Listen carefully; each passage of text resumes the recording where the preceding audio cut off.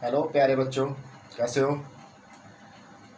आपकी online classes में chemistry का पार्ट 1 इनऑर्गेनिक केमिस्ट्री यानी कि अकार्बनिक रसायन की फर्स्ट यूनिट है आपकी some basic concept of chemistry यानी कि रसायन की कुछ मूल अवधारणाएं।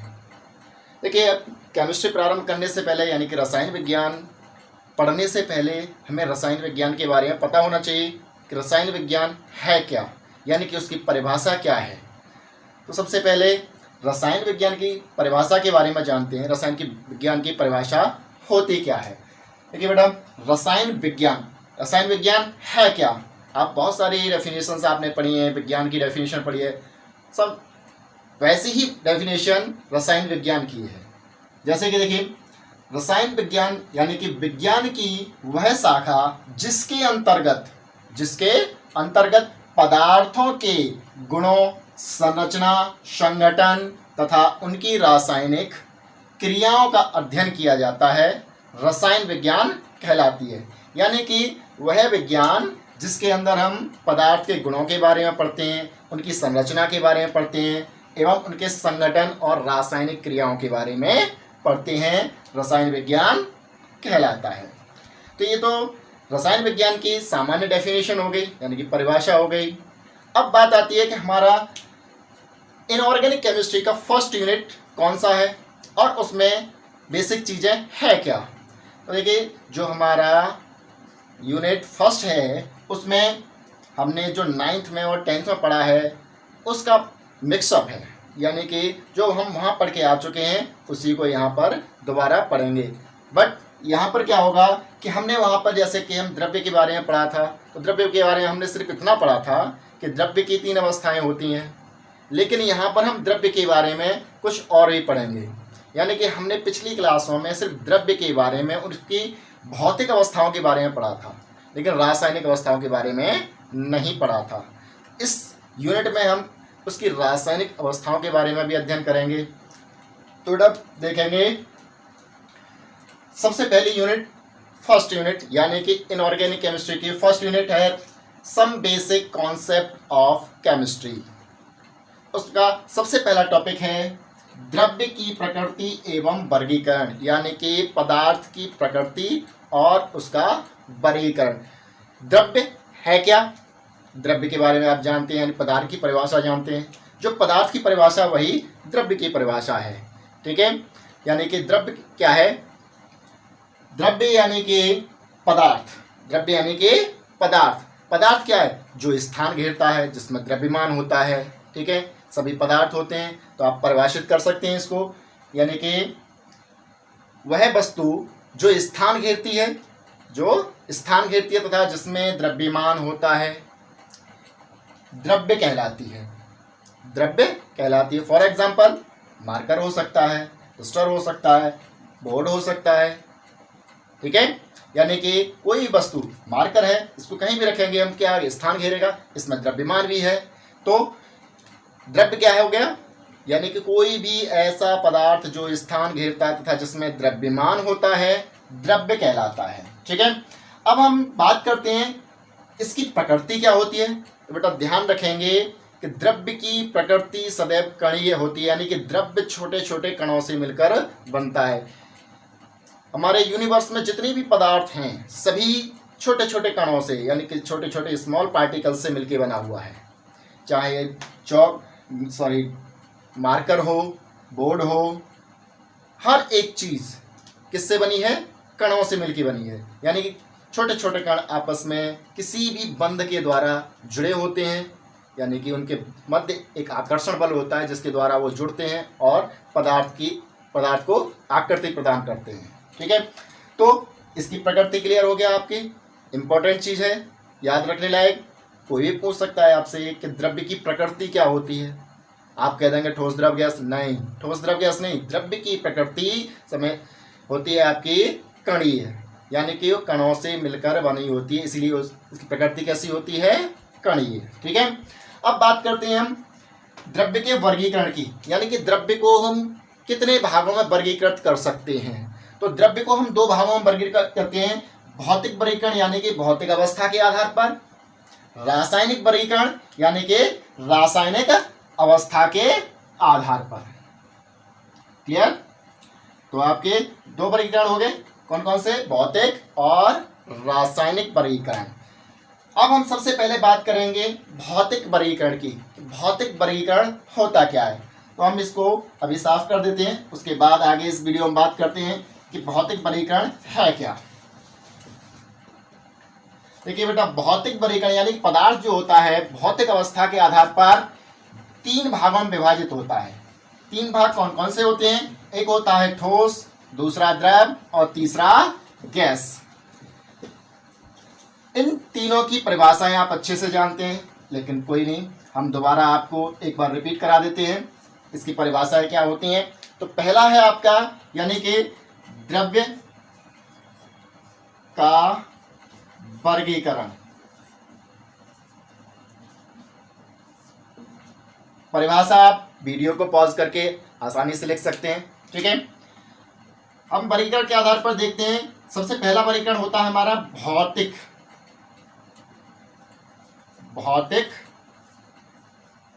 वर्गीकरण। भौतिक वर्गीकरण में यानी कि अवस्था के आधार पर होता है। तो पहला होता है ठोस यानी कि सॉलिड। दूसरा होता है द्रव यानी कि लिक्विड। और तीसरा होता है गैस।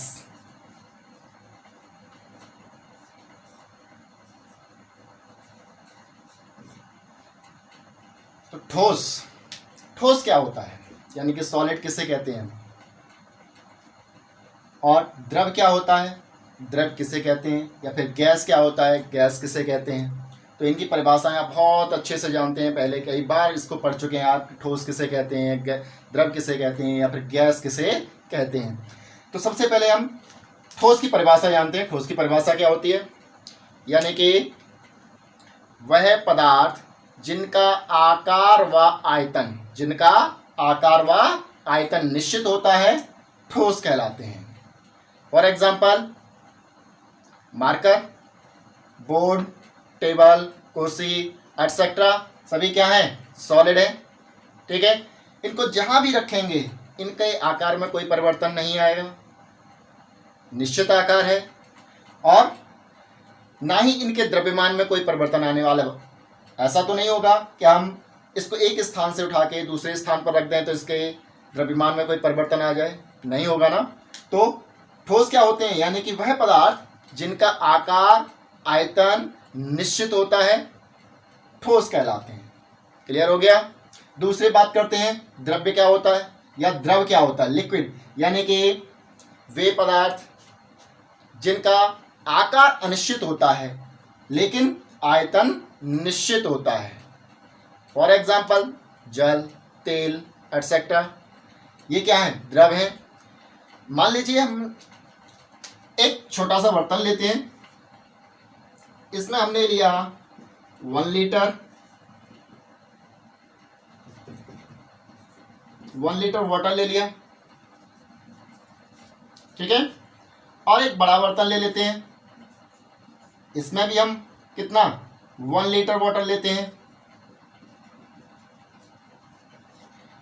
तो यहां पर हम देखेंगे 1 लीटर जो हमारा वाटर था छोटे बर्तन में लिया तो उसने थोड़ा स्पेस कम लिया, यानी कि जैसा बर्तन का आकार था उसने उसी प्रकार अपने आकार को परिवर्तित कर लिया। लेकिन यहां देखेंगे ये बड़ा बर्तन है, तो यहां पर जो 1 लीटर हमारा वाटर था वो क्या है, यहाँ पर नीचे इसका आकार अधिक है तो ये उसके आकार के अकॉर्डिंग इसमें फिल हो गया। यानी कि इसका आकार परिवर्तित हो सकता है लेकिन आयतन परिवर्तित नहीं होगा, क्योंकि अगर आपने इस बर्तन में रखा तब भी वह 1 लीटर था, इस बर्तन में रखा तब भी 1 ही लीटर है। स्पष्ट हो गया। द्रव क्या है, यानी कि वे पदार्थ जिनका आकार अनिश्चित होता है लेकिन आयतन निश्चित होता है, द्रव कहलाते हैं, ठीक है। तीसरा है आपका गैस। गैस क्या होता है? यानी कि वे पदार्थ जिनका आकार और आयतन दोनों ही अनिश्चित होते हैं। दोनों ही कैसे होंगे? अनिश्चित होते हैं, गैस कहलाती है। यानी कि जो गैस होती है ना तो हम उसके आकार के बारे में सही तरीके से बता सकते हैं और ना ही उसके आयतन के बारे में बता सकते हैं। अगर जैसा भी पात्र होगा, जैसा भी हम बर्तन लेंगे, गैस उस बर्तन के अनुरूप ही अपने आकार को परिवर्तित कर लेती है। इसीलिए हम कह सकते हैं कि गैस क्या है? उसका आकार और आयतन अनिश्चित होता है। क्यों होता है ऐसा, ये भी जानते हैं। तो हम पहले से शुरू करते हैं कि ये सॉलिड क्यों होता है, ये लिक्विड क्यों होता है और ये गैस क्यों होता है। देखिए, ठोस जो होता है, ठोस के कण होते हैं, पास कण होते हैं इसके, और इसके कणों के मध्य अंतरा आणविक बल कार्य करता है। अंतरा आणविक बल अधिक होने के कारण, यानी कि ठोस के पार्टिकल्स के मध्य अंतरा आणविक अधिक होने के कारण ये कठोर होते हैं। कैसे होते हैं? कठोर होते हैं। और द्रव के बीच में जो अंतरा आणविक बल होता है वो ठोस की अपेक्षा कम होता है। इसी प्रकार गैस है, गैस के कणों के मध्य अंतरा आणविक बल ठोस और द्रव दोनों की अपेक्षा बहुत ज्यादा कम होता है, यानी कि एक तरह से कह सकते हैं आप नगण्य होता है। ठीक है, यानी कि शून्य के बराबर होता है। तो ये आपके भौतिक वर्गीकरण क्लियर हो गया। भौतिक वर्गीकरण क्या होता है? भौतिक वर्गीकरण 3 भागों में विभाजित होता है। अब बात करते हैं हम पदार्थ के रासायनिक वर्गीकरण के बारे में। पदार्थ का रासायनिक वर्गीकरण क्या होता है? देखिए, इसका दूसरा भाग है आपका रासायनिक वर्गीकरण। रासायनिक वर्गीकरण क्या है? रासायनिक वर्गीकरण के आधार पर हम पदार्थ को यानी द्रव्य को कितने भागों में विभाजित कर सकते हैं। तो रासायनिक वर्गीकरण के आधार पर हम द्रव्य को 2 भागों में विभाजित करते हैं। पहला शुद्ध पदार्थ और दूसरा अशुद्ध पदार्थ, यानी कि मिश्रण। ठीक है, शुद्ध पदार्थ क्या होते हैं? यानी कि वे पदार्थ जिनके प्रत्येक भाग का संगठन स्थिर व निश्चित होता है। वे पदार्थ जिनके प्रत्येक भाग का संगठन निश्चित व स्थिर होता है शुद्ध पदार्थ कहलाते हैं। जैसे कि फॉर एग्जांपल जितने भी तत्व हैं आपके सभी शुद्ध पदार्थ हैं, या जितने भी यौगिक हैं सभी क्या हैं? शुद्ध पदार्थ हैं।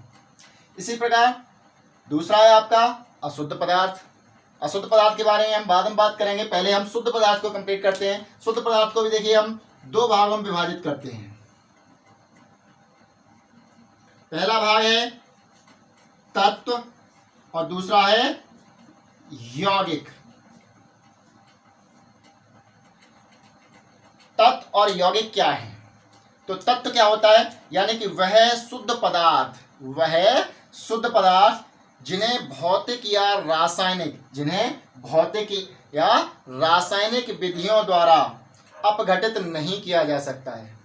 यानी कि वह शुद्ध पदार्थ जिसे भौतिक व रासायनिक विधियों द्वारा अपघटित यानी कि अलग नहीं किया जा सकता है, तत्व कहलाते हैं। ठीक है, फॉर एग्जाम्पल जैसे कि सोडियम क्या है? तत्व है। पोटेशियम क्या है? तत्व है। कैल्शियम क्या है? तत्व है। आपके अब तक ज्ञात तत्वों में जो तत्वों की कुल संख्या है वो है 118। 118 में से 92 तत्व प्रकृतियां पाए जाते हैं। यानी कि जो प्राकृतिक तत्व हैं वो आपके 92 हैं, और जो मानव द्वारा निर्मित हैं यानी कि 26 एलिमेंट्स जो हैं आपके मानव द्वारा निर्मित हैं। यानी कि आप कह सकते हैं कि प्राकृतिक तत्व कितने होते हैं? 118 में से 92, यानी कि 92 तत्व आपके प्राकृतिक तत्व हैं और 26 मानव निर्मित हैं। तो तत्व आपको क्लियर हो गया। तत्व क्या है? यानी कि वह शुद्ध पदार्थ है जिसे रासायनिक या भौतिक विधियों द्वारा अपघटित नहीं किया जा सकता है। इसी प्रकार यौगिक किसे कहते हैं? यौगिक क्या होता है? यानी कि 2 या 2 से अधिक पदार्थों के समान मिश्रण या समान अनुपात में मिश्रण को हम क्या कहते हैं? यौगिक कहते हैं। या निश्चित अनुपात में 2 या 2 से अधिक निश्चित अनुपात में पदार्थों के मिश्रण को यौगिक कहते हैं। ठीक है, यौगिक के एग्जांपल्स क्या क्या हो सकते हैं, जैसे कि H2 है, तो H2O में जो हाइड्रोजन और ऑक्सीजन का अनुपात होगा वो निश्चित होगा। कैसा होगा? निश्चित होगा। यानी कि इसका अनुपात जो होता है वो होता है 1:8। 1:8। अब आप इसमें कितना भी वाटर बढ़ा दें, चाहे 2H2O कर दें या 4H2O कर दें, लेकिन फाइनल जब रेशियो निकालेंगे तो 1:8 ही आएगा। ठीक है, इसके बारे में हम आगे बाद में बात करेंगे। अभी सिर्फ हम इनकी परिभाषाएं जान लेते हैं क्या क्या होती हैं। ठीक है, तो स्पष्ट हो गया यौगिक क्या होता है, यानी कि दो या दो से अधिक तत्वों के निश्चित अनुपात को यौगिक कहते हैं। अब बात आती है कि क्या तत्व को विभाजित किया जा सकता है? जी हाँ, किया जा सकता है। तत्व को भी हम 3 भागों में विभाजित करते हैं, धातु, उपधातु और तीसरा अधातु। क्लियर? धातु क्या है? धातु आप बहुत अच्छे से जानते हैं, बहुत पढ़ा है आपने धातु के बारे में। ठीक है, तो धातु किसे कहते हैं? यानी कि वे पदार्थ जिनमें धात्विक गुण होते हैं या वे पदार्थ जिनमें चमक होती है तथा जिनमें विद्युत धारा आसानी से प्रवाहित की जा सकती है, धातु कहलाते हैं। ठीक है, और उपधातु किसे कहते हैं? यानी कि धातु और अधातुओं के दोनों के गुण जिसमें पाए जाते हैं उसे हम क्या कहते हैं? अधातु।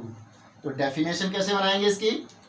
यानी कि वे पदार्थ जिनमें धातु और अधातु दोनों के गुण पाए जाते हैं उपधातु कहलाते हैं। तीसरा है अधातु। अधातु क्या है? यानी कि वे पदार्थ जिनमें धात्विक गुण नहीं पाए जाते हैं अधातु कहलाते हैं, तथा जिन पर ऋण आवेश उपस्थित होता है या जिनमें चमक नहीं पाई जाती है, सभी क्या होंगे? धातु होंगे। स्पष्ट है? अब इनके एग्जांपल्स देख लेते हैं। धातु के एग्जांपल क्या है? जैसे कि सोना हो गया, सोना यानी कि Au, कॉपर हो गया या फिर Ag हो गया, ये सभी क्या है? धातु हैं। उपधातु क्या है?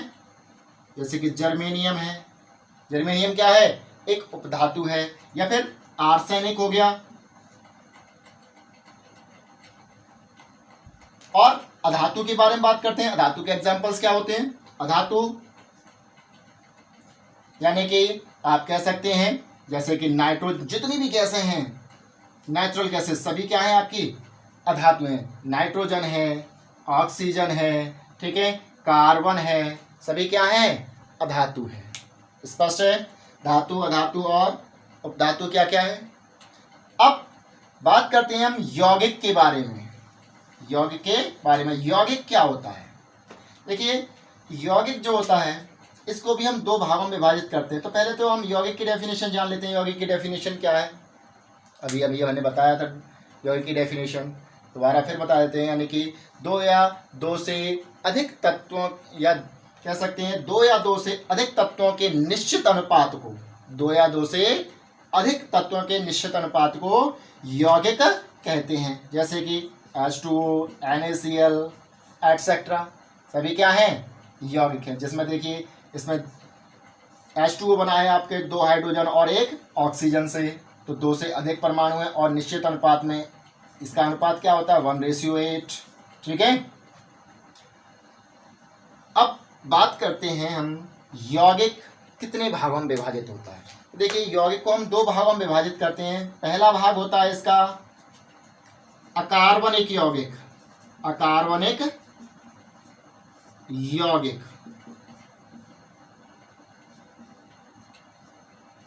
और दूसरा होता है कार्बनिक यौगिक। क्लियर है?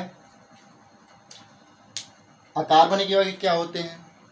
देखिए, नाम से ही समझ में आ रहा है। अकार्बनिक यानी कि जिसमें कार्बन ना हो, जिसमें कार्बन ना हो।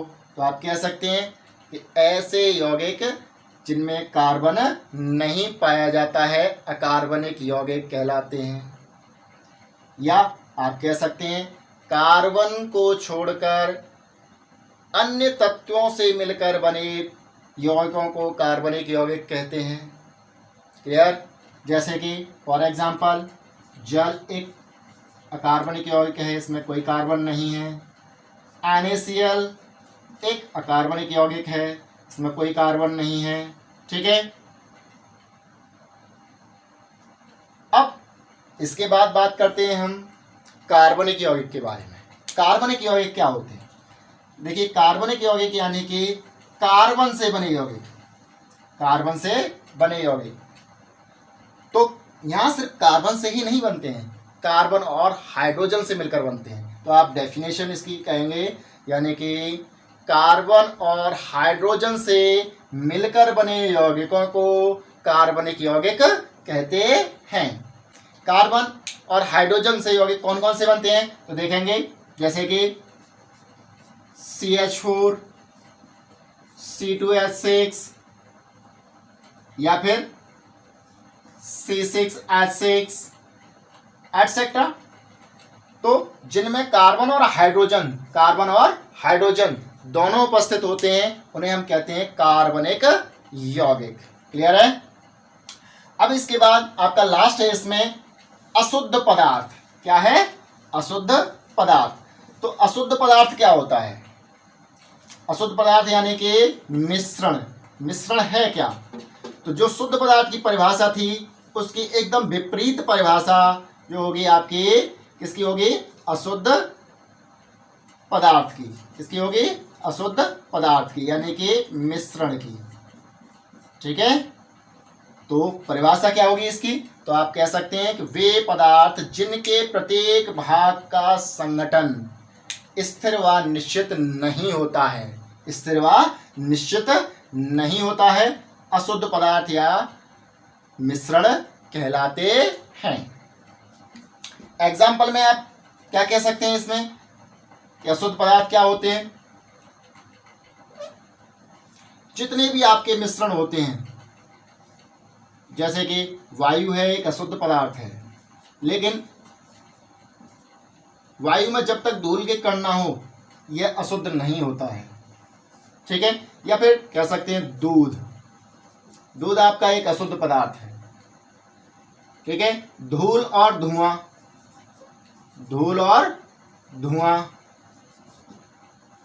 ये क्या है? आपका अशुद्ध पदार्थ है। ठीक है, या फिर मिट्टी और लोहे की छीलन का मिश्रण क्या कहलाएगा? आपका अशुद्ध पदार्थ कहलाएगा। क्या कहलाएगा? अशुद्ध पदार्थ। तब अशुद्ध पदार्थ को भी हम दो भागों में विभाजित करते हैं। कितने भागों में? दो भागों में विभाजित करते हैं, यानी मिश्रण को हम दो भागों में। कौन कौन से? पहला होता है समांगी मिश्रण और दूसरा विषमांगी मिश्रण। विषमांगी मिश्रण। ठीक है, अब समांगी मिश्रण क्या होता है और विषमांगी मिश्रण क्या होता है? देखिए, समांगी मिश्रण क्या होता है?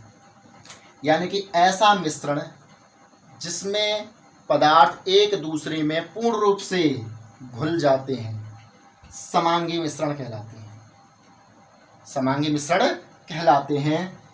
ठीक है, जैसे जल और चीनी। अगर जल को हम चीनी में मिश्रित करें तो क्या होगा? चीनी दिखाई देगी? नहीं ना। तो ऐसा मिश्रण क्या कहलाएगा? समांगी मिश्रण। यानी कि जो पारदर्शी मिश्रण होते हैं उनको हम कह सकते हैं समांगी मिश्रण। ठीक है, दूसरा विषमांगी मिश्रण। विषमांगी मिश्रण क्या है? यानी कि ऐसा मिश्रण जिसमें पदार्थ एक दूसरे में पूर्ण रूप से वियोजित नहीं होते हैं, यानी कि एक दूसरे में पूर्ण रूप से नहीं घुलते हैं। क्या कहलाते हैं? विषमांगी मिश्रण कहलाते हैं। जैसे कि धूल और धुआं दोनों को एक दूसरे में मिक्स कर दो तो दोनों अलग अलग दिखाई देंगे। धुआं अलग दिखाई देगा, धूल अलग दिखाई देगी। या फिर दूध का मिश्रण होता है। दूध के मिश्रण में आप कहोगे कि दूध कैसा मिश्रण है? दूध तो दूध होता है। नहीं, दूध में आपके देखिए बसा होता है, क्या होता है दूध में, बसा और कार्बोहाइड्रेट।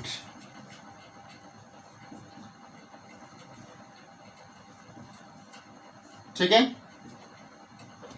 लेकिन ये कभी भी अलग अलग नहीं दिखाई देते हैं। ठीक है, यानी कि और आप कह सकते हैं अपारदर्शी भी होता है। बसा और कार्बोहाइड्रेट अलग अलग हैं, दोनों दूध में मिक्स होते हैं, इसीलिए दूध कैसा है, एक बिस्मांगी मिश्रण है। कैसा है, बिस्मांगी मिश्रण है। या आप जनरली ये भी कह सकते हैं कि बिस्मांगी मिश्रण वे होते हैं जिन्हें आसानी से पृथक किया जा सकता है, आसानी से पृथक किया जा सकता है, यानी कि ऐसे मिश्रण जिन्हें हम आसानी से पृथक कर सकते हैं बिस्मांगी मिश्रण कहलाते हैं। या फिर वायु, वायु भी हमने अभी बताया था कि ये शुद्ध पदार्थ भी है, लेकिन कब, जब इसमें विभिन्न गैसें समान अनुपात में मिली होती हैं तो वायु एक शुद्ध पदार्थ होती है, लेकिन जब इसमें धूल के कण विषम अनुपात में मिल जाते हैं तो वायु क्या हो जाती है, एक अशुद्ध पदार्थ बन जाती है। क्या बन जाती है, अशुद्ध पदार्थ, यानी कि बिस्मांगी मिश्रण हो जाती है। तो एक बार और देखते हैं सिंपल डेफिनेशन के साथ, समांगी मिश्रण की डेफिनेशन क्या होगी और बिस्मांगी मिश्रण की डेफिनेशन क्या होगी। यानी कि वे मिश्रण जिन्हें आसानी से पृथक नहीं किया जा सकता है एवं जिनके कणों को सूक्ष्मदर्शी की सहायता से भी नहीं देखा जा सकता है या नग्न आंखों से भी नहीं देखा जा सकता है, समांगी मिश्रण कहलाते हैं। ठीक है, बिस्मांगी मिश्रण क्या होते हैं, यानी कि ऐसे मिश्रण जिसके कणों को नग्न आंखों से नहीं देखा जा सकता लेकिन सूक्ष्मदर्शी की सहायता से देखा जा सकता है। ठीक है, बिस्मांगी मिश्रण कहलाते हैं। ठीक है, तो इसके साथ ही आपका एक टॉपिक द्रव्य समाप्त हो गया। अगले टॉपिक में जो आपका नया टॉपिक होगा उसका वीडियो हम जल्द अपलोड करेंगे।